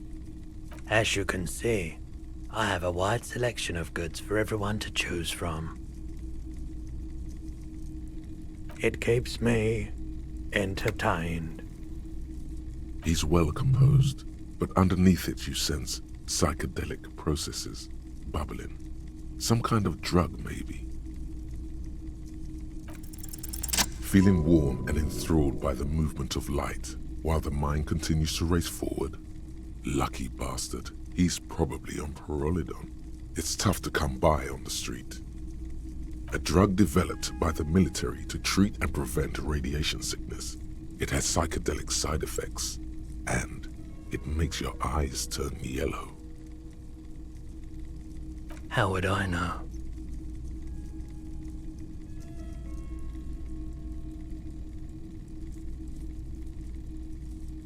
Pyrrolidon is just something since the People's Power disaster, I was with the Emergency Relief Brigade. Had to take it for radiation sickness. He's taken it for mental and emotional, not physical pain these days. A bad idea. Some poor leftist built a particle decay generator in hopes of bringing affordable electricity to underserved communities. It malfunctioned. Radioactive waste everywhere. Probably some of it in you too. The People's Pile was a Type U particle decay generator that failed immediately after entering service, releasing radioactive waste into River Esperance, a primitive nuclear reactor, also called a pile. Construction began during the Commune of Revachol. The people continued work on it after the Commune fell. They wanted a cheap source of energy for Revachol West. Needless to say, things didn't work out. An emergency valve defect resulted in steam pressure blowing the turbine, taking the fuel containment vessel up in the explosion. Both the faulty design and lack of finances contributed to the catastrophe. We were an all-volunteer force, self-organized, tried to help the fire brigades contain the spill. On the patch, gamma radiation lines crossed with a red drop of blood. I lived by the river since I was a small boy. The Esperance didn't have the art to let it all go to shit without trying to do something to help out. There wasn't much the volunteer force could do, however. We wasted years in the river mud, years getting sick. There's a reason why everyone's tried to forget any of it ever happened, and why no one has tried to repair or replace the pile. So much disappointment, and early deaths, cancer mostly. And we knew all that was coming even as we were cleaning up as best we could. No one's, everyone's. A bunch of poor people built themselves a primitive nuclear reactor, hoping for the best. What do you think is going to happen? The cleanup happened 15 years ago. I was young then. Later, my second aunt died. Left me this shack and all the assorted junk in it. So I came to Martinez. People told me don't go there. It's a shithole. I said, people, we just had a nuclear pile meltdown. I'm gonna get as far away from Forburg as I can. Still in the same city, but I like the theory more than the story. Outward movement, not vortices. Yeah, you gotta get in on those vortices, my man. Yes, we'd like to sell these hubcaps. Roy takes the hubcaps from the lieutenant and inspects them. The spinners appear iridescent in the dancing light of his pawn shop. Yes, these are very, very good. Did you defraud some foreign prince for them? Jump-a-mesque banger? No matter. I'll give you 200 real. No one was defrauded or jumped, I assure you. Of course, I meant no offense. 200 real for you, officer. Delightful doing business with you. Do come again. Thank you. Here's the 100 real you need for your bill. Do not waste it. The rest is for him, to compensate for the pain of being separated from his radiant spinners. Anything else you're thinking of selling? Anything else you're thinking of selling?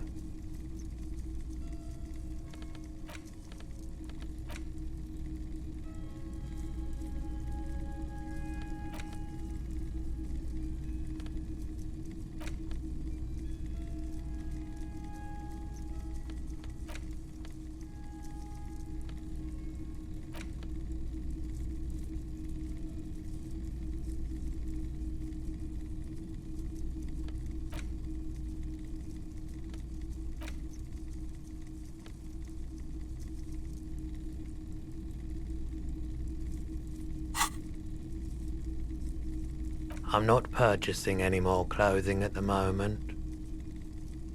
Another time, perhaps. I doubt it, but I can try and answer any questions you may have. I do my best to keep my distance from all manner of butchery. Bad for business, bad for everyone. He doesn't know anything. The pawnbroker's gaze is already fixed on the dancing colors. Someone else came here earlier today asking the same question. I promptly sold her the gun you pawned a couple days back. This is a pawn shop, and it did feel as if you've met before. Oh God. The lieutenant shifts from one foot to another, alert. You were adamant about getting rid of it, officer. Said you were undeserving of a service weapon of the Revachol Citizens Militia. And I don't like keeping guns around the shop for long. Off the charts photon emissions, the unhealthy kind. She didn't seem like a policeman, although she kept referring to herself as a pig, which was odd. I found her interest in the gun a bit obsessive. But I was just happy to get rid of it, and of her. Truth be told, she was terrifying. Right, so let me get this right. You sold your sidearm, issued by the Citizens Militia, and now a civilian is running around the streets of Martinez with it?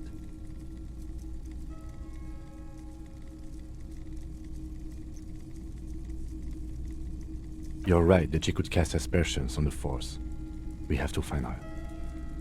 My apologies, officer, but I have no idea where she was coming from or where she went.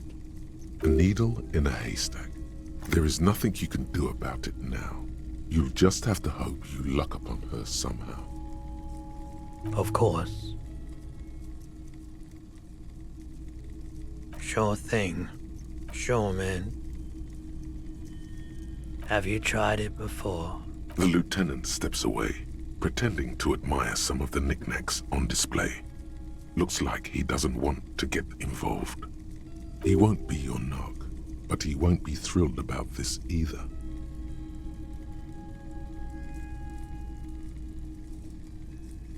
Here you go, man.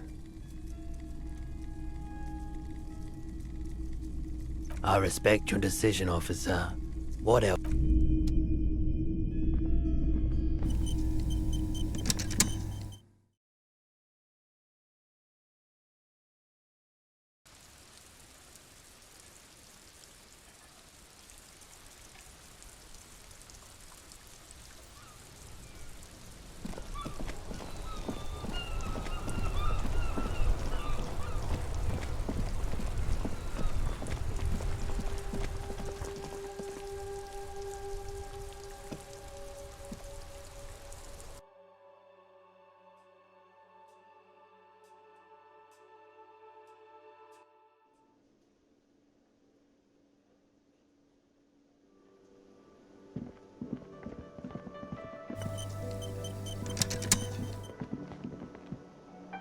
Can I help you?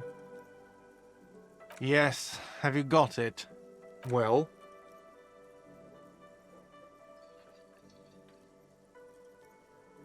Great, thank you, officer. That's all I wanted. payment for services rendered. If you continue to stay here, I just ask that you please pay your nightly bill in advance starting tomorrow. The electronic lock to your room has been disabled till 9 p.m. tomorrow. Please pay for each night in advance starting tomorrow. 20 real per night. I'll take a room here too. Of course. Always happy to have officers from the RCM as guests. Anything else I can do for you? Another thing.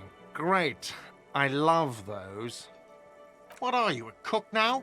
That's none of your business. He wasn't pan-fried, he was lynched. What could the kitchen possibly have to do with... Fine, okay. The kitchen is closed until 1 p.m. because the cook is working. You can snoop around after that, if you must. Yes?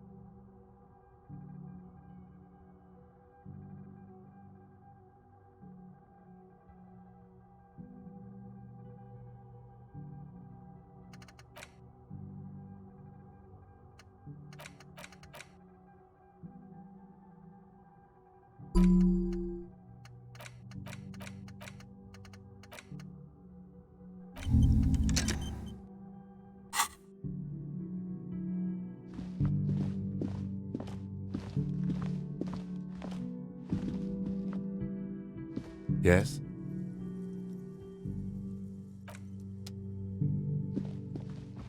The door is closed. This door can only be opened with a key or from the inside. There is no answer. You hear the shower being turned on.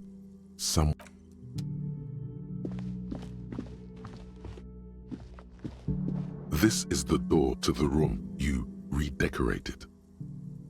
Just a moment. You had some questions earlier, I believe. And besides, we should discuss our progress on the investigation. Let's go out to the balcony.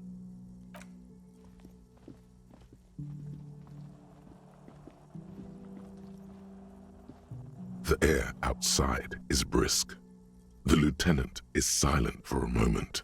He listens to the traffic hum. Then...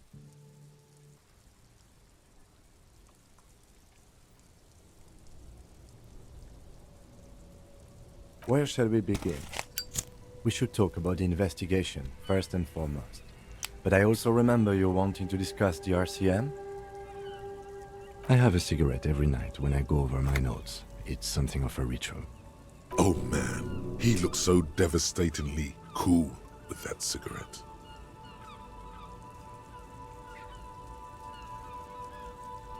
You mean this? This isn't cool. It's an unnecessary trial of will and unhealthy. Keeping the habit within the parameters he's given himself takes a lot of focus. It would be easy to simply quit. Yet, were he to quit, he would lose the cool factor. This man relishes his cool quite a bit below it all. I apologize, but I only brought one with me. I have exactly one cigarette every night while going over my notes. Yes, it's been a long and eventful day. Well, we didn't even look at the body, but we performed a thorough search of the premises of the crime scene. That's great.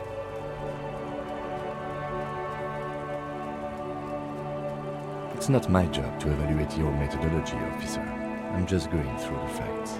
As for the interviews, we weren't able to find the union leader, Everard Clare, much less interview him. So that's on the to-do list for tomorrow. We talked to Joyce Messier, but didn't get any information from her. I have a feeling Joyce knows how dangerous the situation really is. We have to get her to talk to us. If Kim is emphasizing something this much, it really must be important. Above all, though, today was exhausting. What's with all the running? You run a lot. Is that a standard Precinct 41 practice? It's impressive, especially for a man your age, and in those days. Nice shoes, by the way. I like the green, goes with the orange. They're quite limited, actually. The power officers of the Revachol citizens militia exercise most frequently is imposing fines of up to 1,000 real for offenses, in accordance with an interdepartmental schedule. The RCM's primary role is to ensure safety. We are not really supposed to play any part in the economic structure of Revachol. Yes, although indirectly, as citizens can always request records from their local station. Officers of the RCM have been known to take bribes of less than the prescribed fine amount. It undermines trust in the RCM. We can arrest people, of course, but rather than bringing someone in directly, it's preferable to serve a station closely. It prevents confusion and overcrowding. You can't. Those who don't show up become fugitives, though, and have fewer legal rights when they are eventually caught. It's about power projection. Thus far, they seem to mostly show up. As you may have gathered from the fact that we are expected to carry a record of our kills, like the one in your waterworks, we are permitted to use whatever force is necessary, and strongly admonished not to abuse that power. You have to supply compelling evidence for why it was necessary to use lethal force. In these cases, your partner is usually your witness. Not a good position to be in, by the way. Internal Affairs handles these cases thoroughly, by cross-examining you for inconsistencies. It is hard to cover for anyone, which is for the best. We don't convict. We arrest and send them to coalition government courts in Courron and La Delta. The prosecution works off our testimonies and records, which is why it's paramount to keep them. Yes, the international community's mission in Revachol, and the moral intern more broadly. The RCM was formed by the coalition government to restore order in the international zone after the revolution. So we did. Now we attempt to maintain that order. No more, no less. Or perhaps it is better to say we were allowed to form. It's a point of contention whether the citizens of Revachol or the coalition government founded the RCM. Be sentimental if you like. Either way, the moral intern leases us the right to keep the peace in this city, and they will take it away if we misuse it. Or if they think you do. The Moralist International are the world's largest political organization. You know who they are. They have been running this place after the revolution failed. They're a union of center-left and center-right parties across the Real Belt. Our coalition government is just one of its many projects. They also run the ICP, EPIS, most intergovernmental organizations in the world. What do they believe in? They are Dolorians. They believe they continue the humanist project set forth by Her Innocence Dolores Day 4 centuries ago. Others say they are just technocrats. Those others say they continue the humanist project set forth by Dolores Day. Interesting question. It's a blue forget-me-not. Their motto is love, compassion, self-discipline. I think you can gauge what they want you to think of them from that. Something kind and usual. Something almost self-explanatory. Something like the dark blue, serious color of the early night sky above. A historic figure? The author of the modern age? You will have to look elsewhere for opinions. The subject of humanism is too abstract for me. The moral intern are a fact. I try not to have opinions on facts until they change. And it doesn't look like that's about to happen. Do you?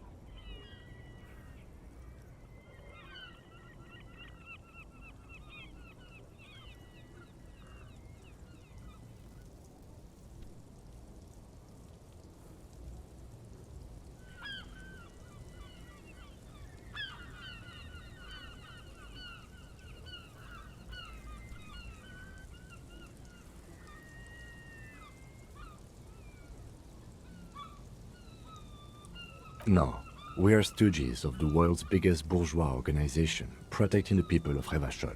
That's the hand we were dealt. Without the MI, we would be common vigilantes. Spoken like a revolutionary, not a cop. But hypothetical aside, in Martinez we already are vigilantes. At least the Union thinks so. I expect our job here to prove quite challenging. The dying lights of the city shimmer below. Slowly, like luminous clouds, they pass on his lenses. The lieutenant looks at his slim cigarette, contemplating the next drag. An aerostatic passes overhead, the whiskers of its floodlights on the ground below. Kitsuraga's glasses light up as he looks to the sky. Two glowing circles. They really don't like us here. And the mouth on that kid, Kuno. It's different inland, in Jamrock and the GRIH. It's our fault for leaving this place to the dogs, to the Union, to the company, not daring to come here more often. This place has fallen between the cracks, the jurisdictions of our two precincts. We run this city. West of the river is RCM land. It's incredibly hard. Human beings are... But we are in control, and it's worth it. The organization works, our systems work. If they didn't, the city would disintegrate. Me too. But I wouldn't count on any drastic changes in our lifetimes. He is very tired, but the dark circles under his eyes make him look younger, not older. Yeah, it's getting very cold now. Let's go. Hey. Psst. Yes, you. Word on the street is you're ready to start building communism again.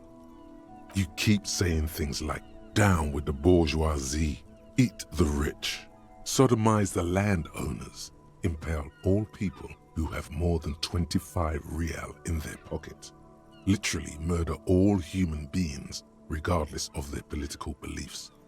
That, oh yes, the mask of ambivalence. Don't deny it. You're about to rip it off and reveal the monstrous seven-eyed lamb of global communism that would devour and masticate mankind. Everyone can see that. So tell me, do you have any questions before we fire up the big communism builder? Or do we get right down to it? Failure. It's about failure. Yes, abject failure. Total, irreversible defeat on all fronts. Absolutely vanquished, beaten, curb-stomped and pissed on. Until you came along. You will reverse the fortune of the workers of the world. You alone, against every living thing, against every human alive. 800 trillion real in the hands of an impossibly well-organized ruling class. Towering city blocks of bankmen who have the ears of prime ministers. Million-headed armies of nations and the love of your own mother. You against the atom, the charm and the spin, where the whole world failed. Matter failed to bend to human will. Human will failed to get out of bed and tie its laces. You alone, single-handedly, will rebuild the dreams of the working class. You are the last communist. Now get to work, comrade. Very well. I guess no one will build communism then. Tell the working man it's over, unless anyone has objections. No objections. It's mathematically impossible to achieve a classless society. Everyone knows this. Anyone? Anyone else? There's no one? There's no one. Okay then, lie down and let the water carry you downstream.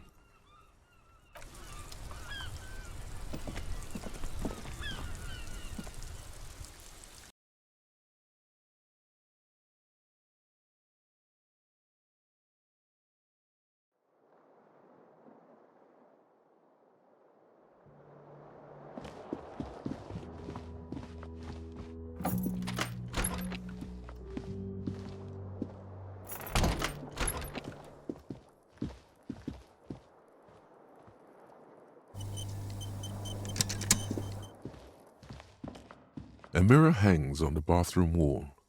In it, your face. adorned with the expression,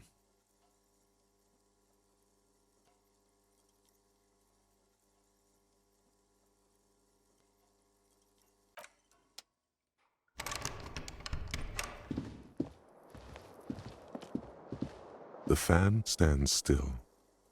A terrible mistake. Turn the lights off immediately. You can practically feel the photons burning a hole in your brain. Your eyes burn with photosensitivity. It's not good. The bed is cold and not particularly inviting, but it's yours. The sheets look awful. The sheets feel at once coarse and clammy against your skin.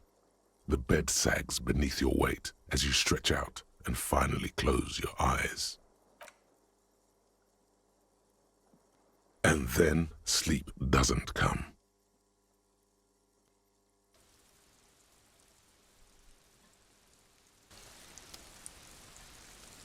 And then sleep doesn't come.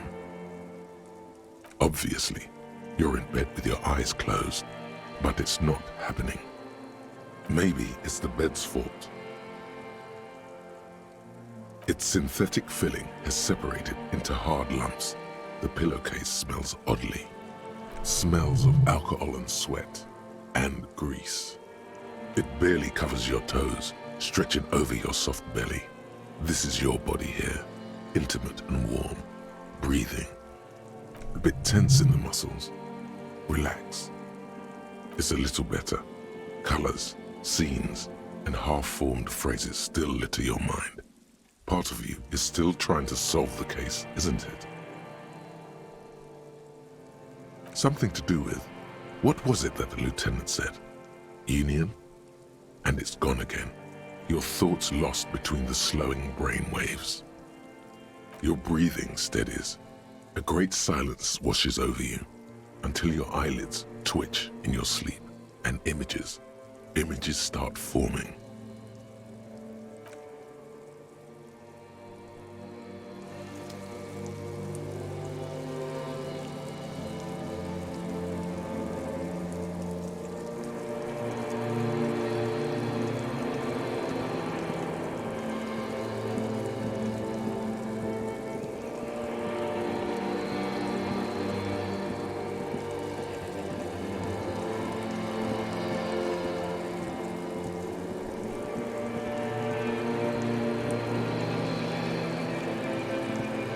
Do you remember the scent of your childhood?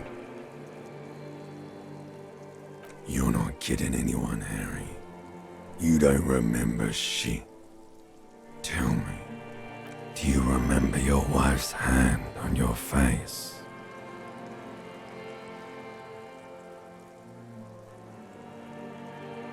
Do you remember the warmth of her thighs, between her legs and in her mouth? You know who I am. I'm the bad day. The one where you ask her, and then later in the streets, wandering. It's the worst day of all time, Harry dear. And it's coming. She will hear about it on the phone. Reality will turn into a grotesque nightmare. This will be the last thing you did to her. Tell me, do you remember the love of your life? Oh no, Funky baby, you stayed. It was the rest of it that left. Or you just stood there, with one hand on the bottle and the other on your dick, watching it go. Tell me, where are your friends? Human beings have friends, Harry boy. Where the hell are yours? No, it's gone. 3 times gone and never coming back. You failed. You failed me. You failed Elysium. Everything. The pale and the useless. On the surface. the outer magnetosphere. Burning, furious truth. 8,000 years of written history. You really dropped the ball, Harry. 4.6 billion people. And you failed every single one of them. You really fucked up. No, you haven't. You're just sleep talking. And the act is wearing thin, too. The spots on the disco ball fade around you. You'll be back in those cold snakeskins in no time, sweating up the bed.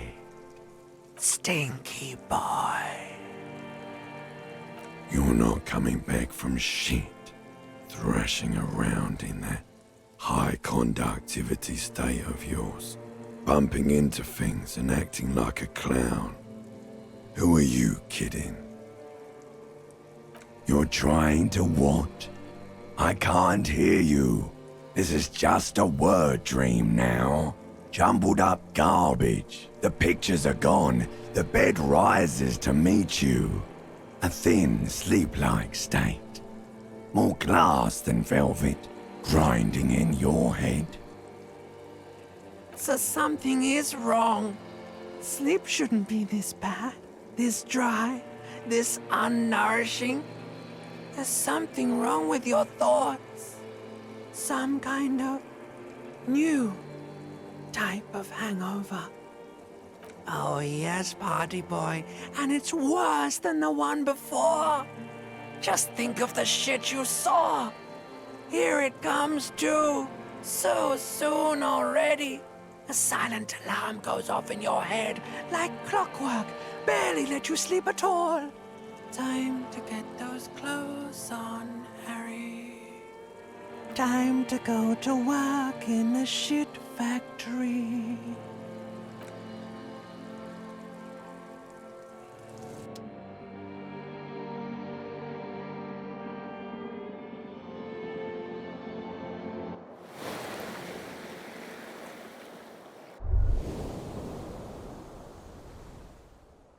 Good going, buddy.